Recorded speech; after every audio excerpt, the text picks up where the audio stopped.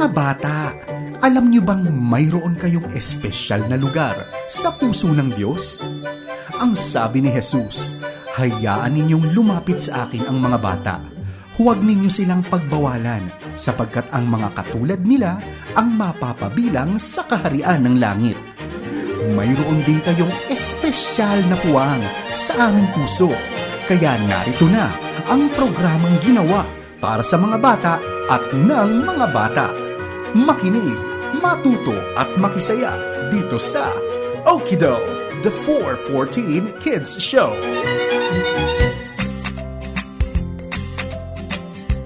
Hello friends! Happy Saturday at welcome back sa ating Weekend Radio Habit. It's the last Saturday of April. As always, ako si Ate Michelle, ang makakasama ninyo for the next half hour. Kasama ko rin ang aking mga kiddie co-host na sina... Hello mga friends! Ako si Mika. Hi friends! Ako naman si TJ. Hello everyone! Thanks for tuning in. Ako si Faithy. At ako naman si Rich. Excited na ako makasama kayo dito sa... Okido, the 414 Kids Show. Ang programang ito ay hatid po sa inyo ng 414 Pilipinas, Far East Broadcasting Company, Pamilya Muna Pilipinas, Amazing Grace Booklet at World Vision. Mapapakinggan niyo po kami sa 702 DZAS AM Band at pwede rin kayong makinig sa pamamagitan ng online streaming sa Okido the 414 Kids Show Facebook page. Dito sa Okido, we make our Saturday mornings exciting. And today, nasa huling episode na tayo ng ating April series tungkol sa pagmamahal sa ating Diyos, God's Love. Sa mga nagdaang episodes, we learned about God's love mula sa iba't ibang testimony sa Bible, tulad ng sacrifice at resurrection ni Jesus, ang pag-create ni God sa mundo, at ang kwento ng buhay ni Job. At kasabay niyan ay ang pag-aaral ng ating memory verse na isi-share ulit sa atin ni Mika. Sure, Ate Michelle? Friends, kung hawak nyo ang inyong mga Bible, sabay-sabay natin itong buksan sa New Testament sa book ng 1 John. Ang verse natin ay mababasa sa chapter 4 verses 9 to 10. 1 John chapter 4 verses 9 to 10. In this, the love of God was made manifest among us, that God sent His only Son into the world so that we might live through Him. In this is love, not that we have loved God, but that He loved us and sent His Son to be the propitiation for our sins. Thank you, Mika. Excited na ba kayo na i-explore ang love ng Panginoon this morning? Yes, Ate Michelle! Dahil this morning, matututunan natin ang labak ng pagmamahal ng Diyos sa pamamagitan naman ng buhay ni David. Kaya naman friends, huwag kayong aalis ha, dahil hindi lamang masaya ang ating episode today. Marami din itong hatid na kaalaman sa atin. Pero bago yan, ito ang unang handog namin para sa inyo. Tawanan, biruan, joke-joke lang, just kidding!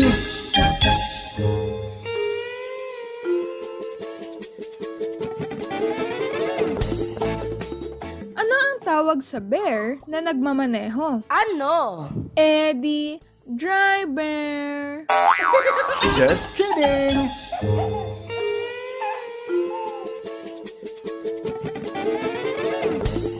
Ano ang tawag sa bear na nakaligtas sa matinding pagsubok? Ano? Eddie, survivor. Just kidding!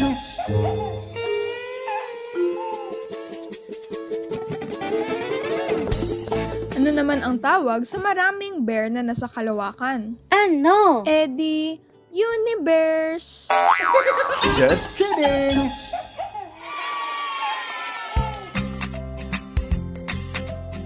Let us share the good news to other children about God's love for them. Dapat marinig ng lahat ng mga bata ang tungkol sa gospel na si Jesus ay namatay sa krus ng Kalbaryo para tubusin o bayaran ang ating mga kasalanan.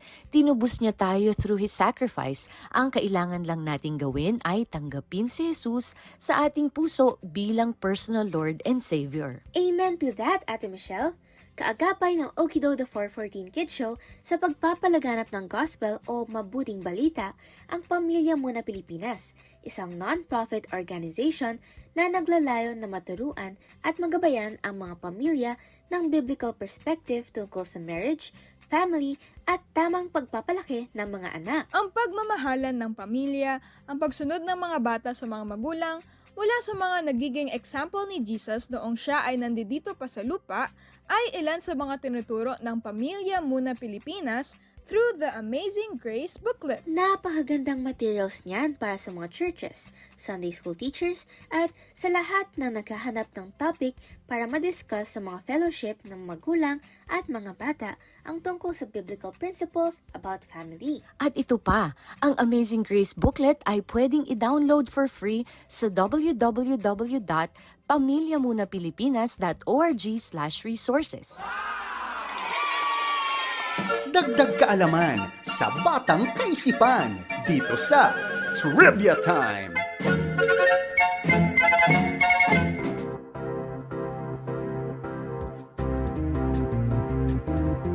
Friends, sa Bible, merong isang karakter na tinawag ding the man after God's own heart. At ang karakter na ito ay si David. Sa buhay niya, makikita rin natin kung paano minamahal ng Panginoon tayong mga anak niya. Yes, Ate Michelle, sa Bible, marami tayong mababasa ng mga sinulat ni David sa book ng Psalms na nagpapakita ng mga karanasan sa buhay ni David.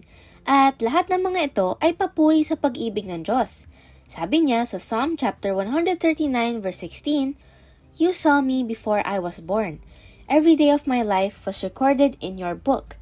Every moment was laid out before a single day had passed." That's right, Faithy. Malinaw na ipinapakita sa verse na yan na merong napakalawak na plano ang Panginoon para sa buhay ni David. At anumang mga nangyari sa buhay ni David, kahit bago pa siya ipinanganak, ay kontrolado ng Panginoon.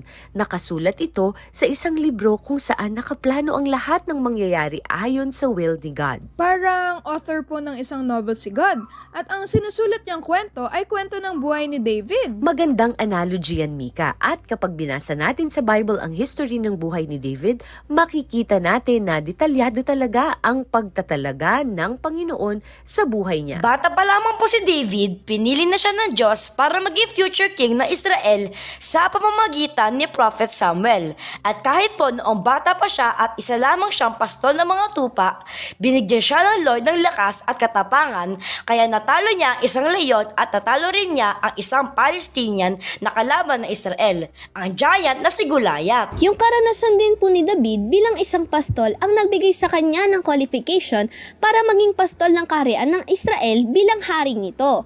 At ang katapangan po niya ay ginagamit ng Panginoon upang magtagumpay si David bilang hari sa pagprotekta sa Israel laban sa mga bansang kumakalaban sa kanila. At hindi lang iyan, dahil nag-promise din si God kay David na mula sa lahi niya manggagaling ang tagapagligtas o Messiah na si Jesus. Kaya naman sa Bible ay madalas na tawagin si Jesus bilang Son of David dahil siya ang promised Savior. Tama kayo, TJ, Rich at Mika. Ang buhay ni David ay nagtuturo sa atin na hindi lamang kay David, kundi pati sa ating lahat ng nilikha ng Diyos ay nakaplano na ang ating mga buhay. Kahit ang pinakamaliit na detalye tungkol sa atin ay alam ng Diyos. Ang Panginoon ay hindi lamang isang observer o taganood lang sa nangyayari sa buhay natin.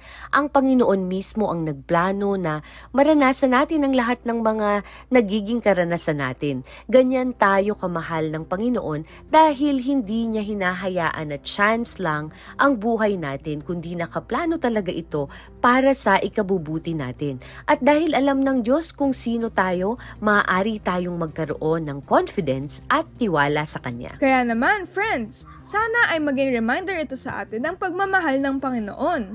Huwag nating kalimutan na hindi pa tayo pinapanganak ay alam na ng Panginoon ang pangalan natin at naiplano na niya ang ating future. Tanong ninyo, sagot namin sa Isip Bata. Friends, favorite naming nababasa at naririnig ang mga mensahe nyo sa amin, kaya naman sagutin nyo rin ang aming tanong today dito sa Isip Bata. Ang question natin for today ay, what part of your body are you most thankful for? Hi, my name is Akira Jarius. I am 8 years old. I thank God for my face because it has my eyes, and I see everything, mommy, daddy, and kuya. Hi, my name is Talia Lorraine Borja, and I am 7 years old from Quezon City. I am most thankful for my mouth because I use it to pray and praise God. Every part of our body is truly important and we are thankful for each part. Kaya kids, we are to be good stewards of our body because we are God's beloved work. Amen! Kwentong may aral, kwentong inaabangan. Ito ang Kwento Kid.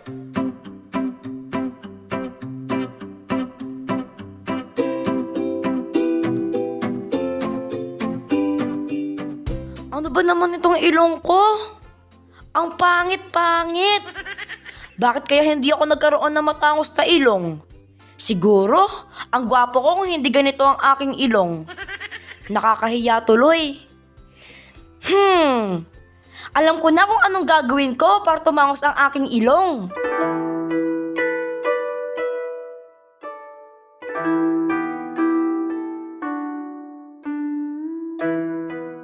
Naku, anong nangyari sa ilong mo? Nilagyan ko ng sipit ng sinampay para tumangos ang ilong ko. Nakakatawa ka talaga, Richard. Bakit? Masagwa ba ang itsura ng ilong ko? Kasi magbabakat ang marka ng sipit sa ilong mo. Tanggalin mo nga yan. Hala, hayan o, mukhang nagkasugat pa yata. Oo nga no. Mukhang mas lalo pumangit ang aking ilong nung nilagyan ko ng sipit. Bakit kasi nilagyan mo pa ng sipit? Okay lang naman ang ilong mo ah. Pango kasi ako. Kaya gusto ko na maging matangos itong ilong ko. Hindi naman pangit ang maging pango. Oh, tignan mo ang ilong ko. Pango din naman ako pero hindi ko ikinahihiya to. Ang sabi nga sa kanta niya na tayo'y mga Pinoy, huwag kang mahihiya kung ang ilong mo ay pango. Basta, hindi ako masaya na ganito ang ilong ko. Gusto ko na mas matangos. Oh, bakit ka ba nandito? Papasama kasi ako uli sa iyo sa bahay ni Lola Choleng.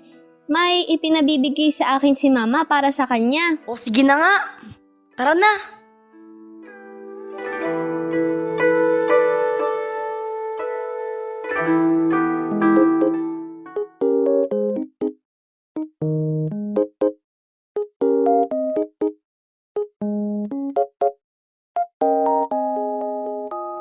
Oh, Richard at Lourdes, nandito uli kayo. Mabuti naman at madalas ninyo akong dinadalaw. Mano po, Lola. Mano po, Lola Choleng. God bless you mga apo. Masaya ako at nandito uli kayo. May ipinabibigay po sa inyo si Mama. Ito po, Lola. Naku, maraming salamat. May mga prutas na naman akong makakain. Oh, Lola, tapos na po yung pinagawa niya sa aking makina. Siyempre, goodas niyo na po ulit to. Maraming salamat, Fred. Magagamit ko na uli yan sa aking pananahi. Ay, siya nga pala. Fred, gusto kong makilala mo ang aking mga apo. Sina Richard at Lourdes. Hello mga bata. Oh, kamusta na kayo? Mabuti naman po kami, Kuya Fred. Anong nangyari sa ilong mo, Richard? Bakit ganyan ang itsura? Oo nga po. Bakit mukhang may sugat yata yan? Nakipag-away ka ba? Hindi po ako nakipag-away, Lola. Nilagyan ko po kasi ng sipit ng sampayan ng ilong ko. Kaya po nagkaganyan. Masakit nga po. Naiinis po kasi ako na pango ang aking ilong. Wala namang masama kung pango ang ilong ng isang tao. Ganun po ba? Gusto ko po kasi maging gwapo. Gwapo ka pa rin naman kahit hindi matangos ang ilong mo. Nagrereklamo po siya lagi dyan sa ilong niya. Dapat nga magpasalamat ka na may ilong ka pa. Tama. Dapat nating pasalamatan ang anumang bigay sa atin ng Diyos. Nako, katulad mo rin ako noon, Richard.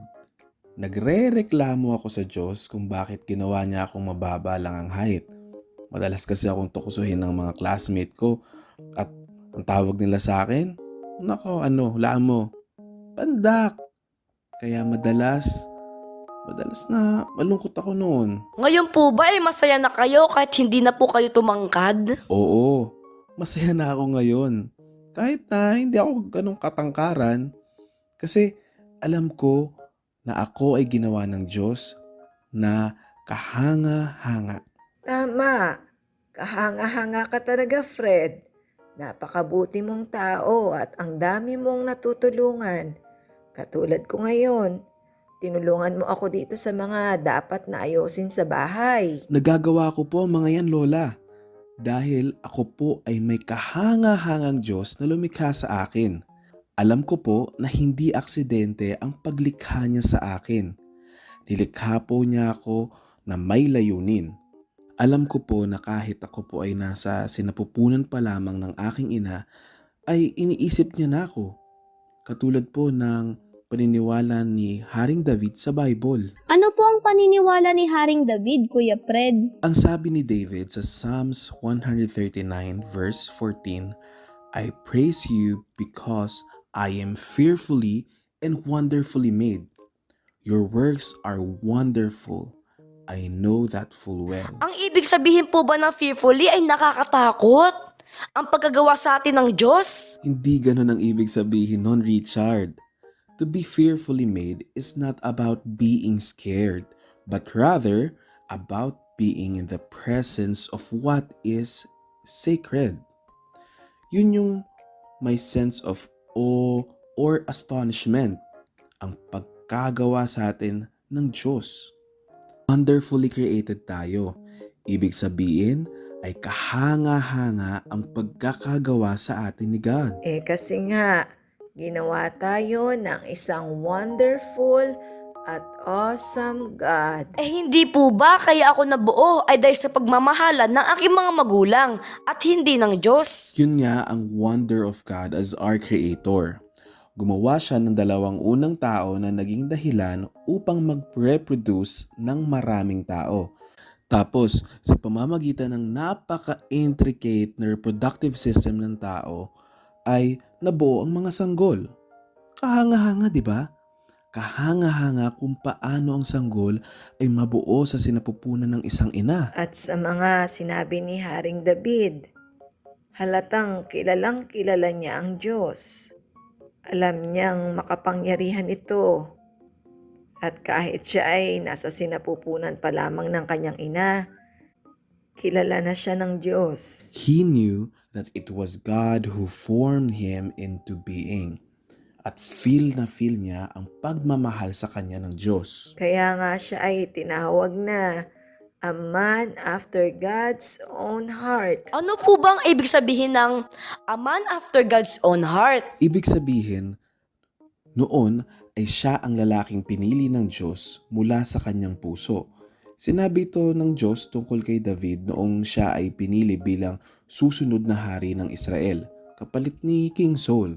Sa dami ng makikisig at matatangkad na mga anak ni Jesse na ama ni David, ay siya ang pinili ng Diyos. Mahal po ni God si David? Ganoon po ba? Oo, mahal ng Diyos si David. And the feeling is mutual.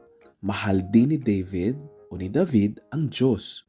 At alam na alam ng Diyos na ang puso ni David ay malapit na sa kanya simula pa lang ng kanyang pagkabata. Paano po niyo nalaman na mahal ni David ang Diyos, Kuya Fred? Bata pa lang si David ay lagi na niyang bukang bibig o lagi niyang binabanggit ang pangalan ng Diyos.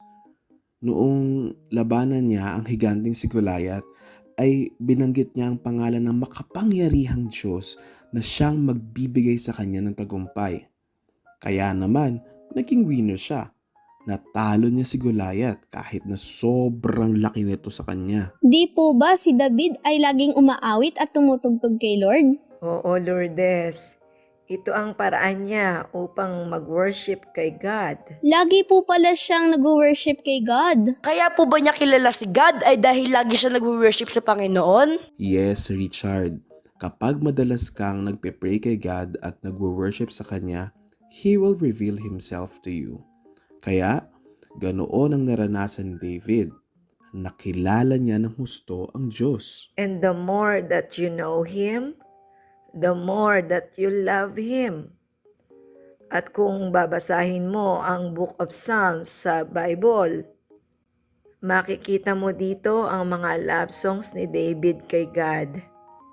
Love na love niya talaga si God. And the more that you love God, the more that you will declare Him to other people. Siya ang lagi mong magiging bukang bibig. Lagi mo siyang gustong pag-usapan. Ganun po pala yun. Ako po, ang lagi ko naiisip ay ang aking sarili. Lagi kong binibida ang mga nagawa ko. At gusto ko na i-praise ako ng mga tao. Gusto ko maging sikat. Kaya nga po, gusto ko maging gwapo para hangaan nila ako. Ibig po bang sabihin ay mas mahal ko ang sarili ko kaysa sa Diyos? Anong feeling mo na sarili mo ang lagi mong naiisip, Richard? Hindi po maganda ang feeling ko. Nalulungkot po ako madalas kapag hindi ako napapansin ng mga tao. Feeling ugly po ako. Ano po ang gagawin namin kung feeling ugly po kami? Kapag ang iniisip mo lagi si Lord, hindi mo maiisip ang mga negative things about yourself. And you will learn to accept yourself and appreciate what God has done for you. Tandaan natin mga apo na walang ginawang pangit ang Diyos. Lahat ay ginawa niya na mabuti at siya ay labis na natutuwa sa kanyang ginawa. Ibig po bang sabihin na ako po ay nilikhang maganda ng Diyos? Oo, Richard. Ang kailangan mong gawin ay tanggapin kung paano kanya ginawa at pasalamatan siya na ikaw ay kanyang ginawa na kahanga-hanga. Wow! Ang ganda yata ng smile mo ngayon. Natanggap mo na ba ang sarili mo? Oo, tanggap na tanggap ko ang sarili ko. Kaya I feel good. Pinagpapasalamat ko na sa Diyos na may ilong ako. Ano na lang kaya ang itsura ko kung wala akong ilong? Tayo'y mga Pinoy, tayo'y hindi kano. Huwag kang mahihiya kung ang ilong mo ay pango. Tayo'y anak ng Diyos, tayo ay magsaya. Huwag kang malulungkot kung ang ilong mo ay pango. Ay, salamat o Diyos at may mga batang kahanga-hanga na magagamit nyo sa inyong kaharian dito sa mundong ito.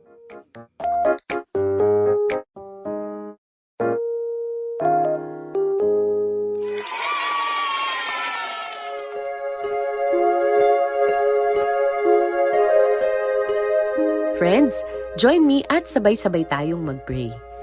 Panginoon, nagpapasalamat po kami sa weekend na ito na ibinigay niyo sa amin. Thank you, Lord, for this Saturday because we get to hear from each other. Maraming salamat po dahil kayo po ang nagbibigay sa amin ng panibagong buhay, panibagong panahon at panibagong pag-asa kung saan, Lord, pwede naming i-celebrate ang buhay na ibinigay niyo.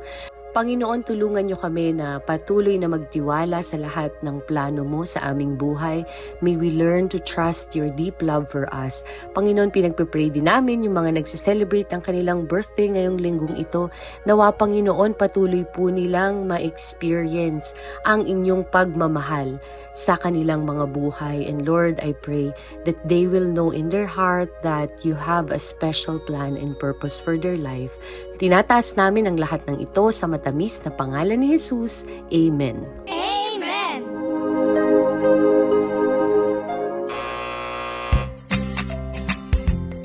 And that's another episode finished. Friends, we hope na marami kayong natutunan at nag-enjoy kayo sa ating series this April tungkol sa pagmamahal ng ating Panginoon. At huwag na huwag kayo mawala next Saturday dahil meron pa rin tayo mga panibagong kwentuhan at kaalaman. Pero bago kami magpaalam, gusto namin pasalamatan ang lahat ng mga tumulong para mabuo ang programang ito. Thank you po ng marami kay Tita Marvelous Maloy Silumbides, Ate Favorite Ganda, The Dashing Kuya Puyaters Edward Baloha, Ate Cute Hannah Rachel Malazarte, Mommy Wonderful Weng Lazo, Kuya Kalechi Dapogi, at Mommy Lovely Lea Morada. Thank you din kay Ate Marie Aragona at sa World Vision para sa ating script at Kwento Kid. Thank you muli sa ating program partners, ang 414 Pilipinas, Far East Broadcasting Company, 702 DCAS Radio TV, Pamilya Mo na Pilipinas Amazing Grace Booklet, at ng World Vision. Higit sa lahat, maraming salamat sa inyo kiddos na nakinig sa atin mula pa kanina. I'm Faithy Morada. Ako naman si TJ Tagorda. Ako naman po si Rich Gabriel. At Mika Dizon. At ako naman po si Ate Michelle Tolentino. Friends, let us always remember na ang pagmamahal sa atin ng Panginoon ay hindi masusukat at walang kapantay. Kaya naman, karapat-dapat natin siyang papurihan. See you next time, friends! Samahan niyo ulit kami sa susunod na Sabado sa Okido the 414 Kids Show. God bless you! Sabado, halina kayo. Saan ba? Dito lang sa Okido. Tara na, tawagin na inyong kalaro. Makinig tayong lahat sa Okido. Sa mga kwento at awitin tungkol sa Panginoon natin. Sa mga trivia at tawanan, kami ay samahan sa Okido. Oh, oh, oh. Sa Okido. Oh, oh, oh. Siguradong masaya dito. Sa Okido. Oh, oh, oh. Sa Okido. Oh, oh, oh. Siguradong masaya dito. Magsama-sama tayo. Let's go! Halina kayo. Okido! Pakinggan aming handog sa inyo. Lika na, mag-aral at maglaro. Sabay na, marami tayong gagawin dito. Magsaya, dito lang sa Okido. Sa mga kwento at awitin tungkol sa Panginoon natin. Sa mga trivia at tawanan, kami ay samahan sa Okido. Oh, oh, oh. Sa Okido. Oh, oh, oh. Siguradong masaya dito. Sa Okido. Oh, oh, oh. Sa Okido. Oh, oh, oh. Siguradong masaya dito. Magsama-sama tayo. Let's go! Halina kayo. Okido!